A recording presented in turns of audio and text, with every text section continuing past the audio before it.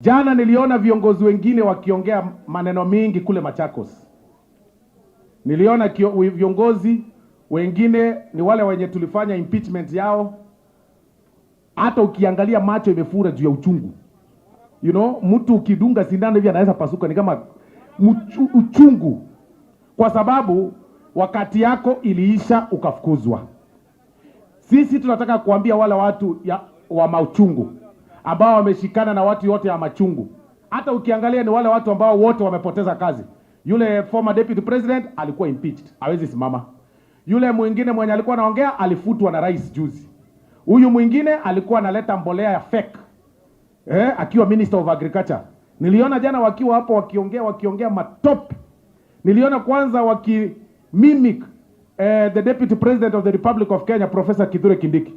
Wakianza kusema ati anaongea sauti ndogo, sijui nini. Nyinyi wanaume wazima, muna haja nini na mwanaume mwingine? Kwani nyinyi sio straight? Why are you talking about the formation and the making of another man? Kwani nyinyi hamuna mabibi? Mwanaume mwingine unaheshimu mwanaume.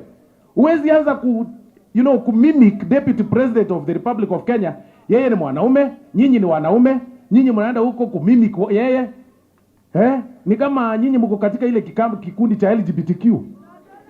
You should not be talking about another man. Ile ambayo mnaenda kuzungumza, it should be the agenda of this country. Waacha kuenda tu kutusi viongozi ambao wako kwa ofisi.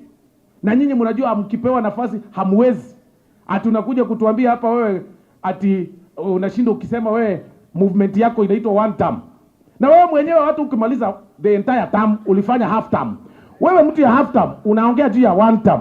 Na ulishindwa kuconvince wabunge wachache wakupatie kura ndio uweze which capacity do you have ndio uweze kufanya mtu one term. Hatunaweza kusema sijui nimekuja kusikiza ground gani? Na ground yako ni moja tu.